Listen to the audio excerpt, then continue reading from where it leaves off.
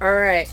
So we're coming. You guys are coming off of the release of your fifth studio album, which is Pink Crustaceans and Good Vibrations. Awesome name, by the way. Thank you. Which dropped July 22nd.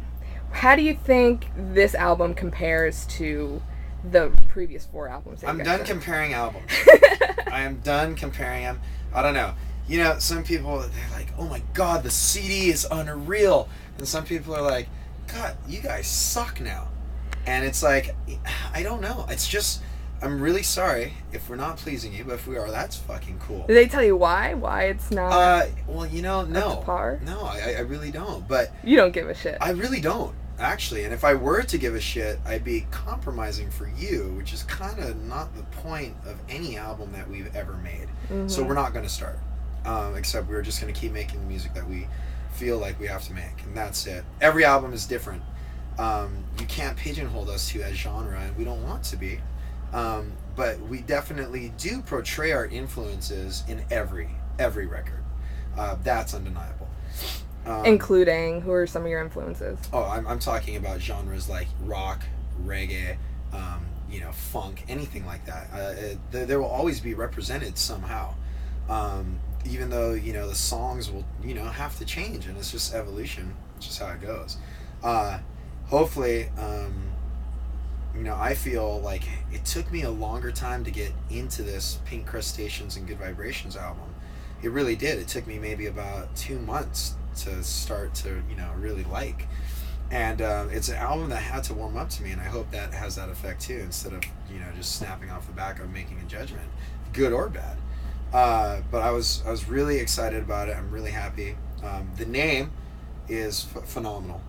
That's because we actually got the name from a little movie called Club Dread, and it's one of the classic cult classics. It's just fucking hilarious. If you haven't seen it, go watch it. It's fucking unbelievable.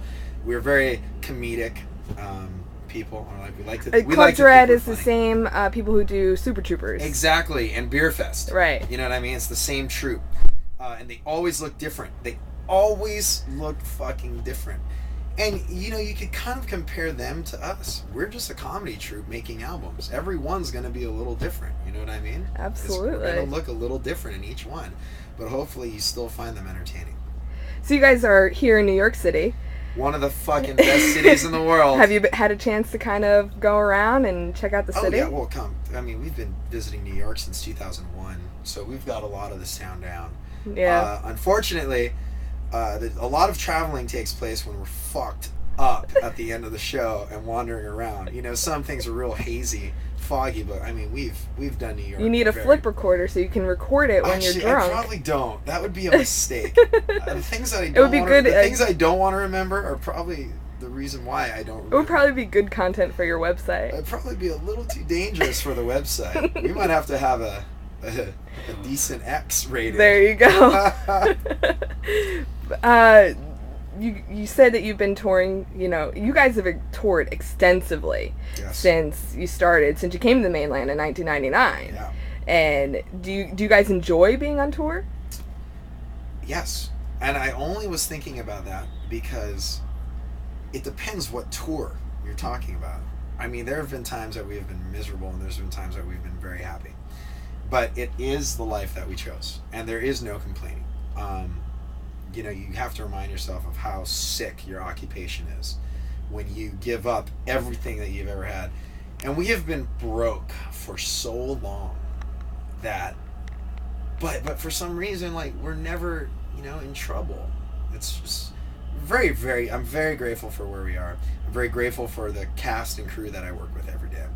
And no matter what the tour is, yes, no matter how bad it could get, it's still the best place we could probably be. Now, you guys are from Kona, Hawaii, yes. Hence the name Kona Town of your previous album. Mm-hmm.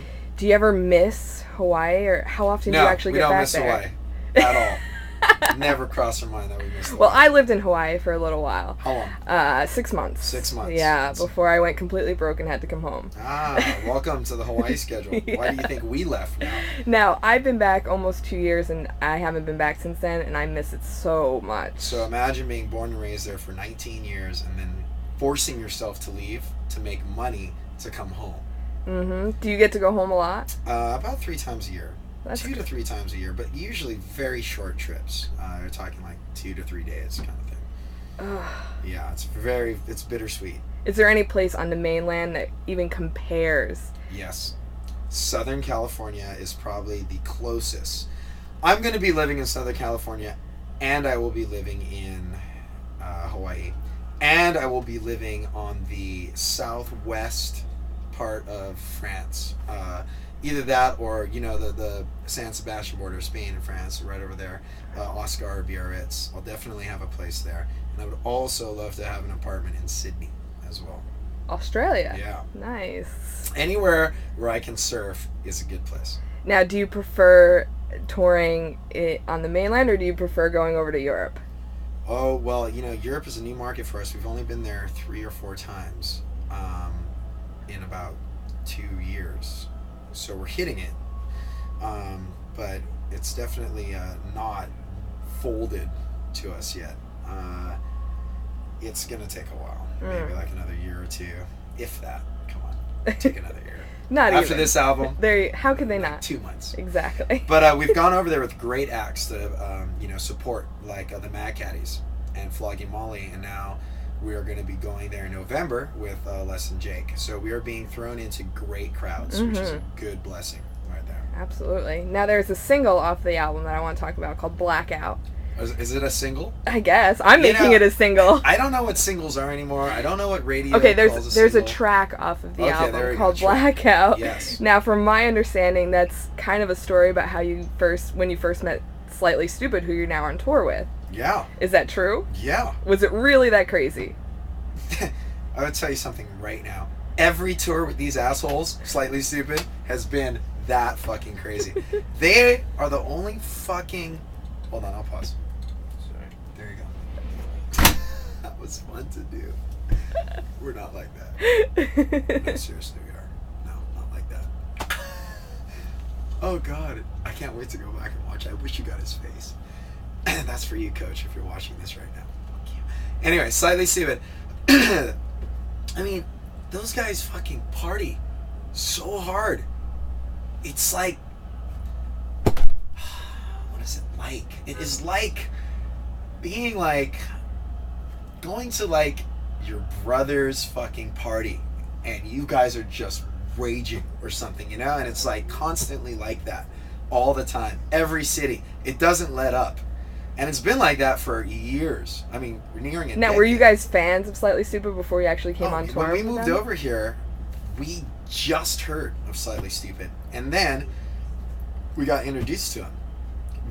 We weren't able to become fans of Slightly Stoopid when, we first heard of him. Basically, as it happens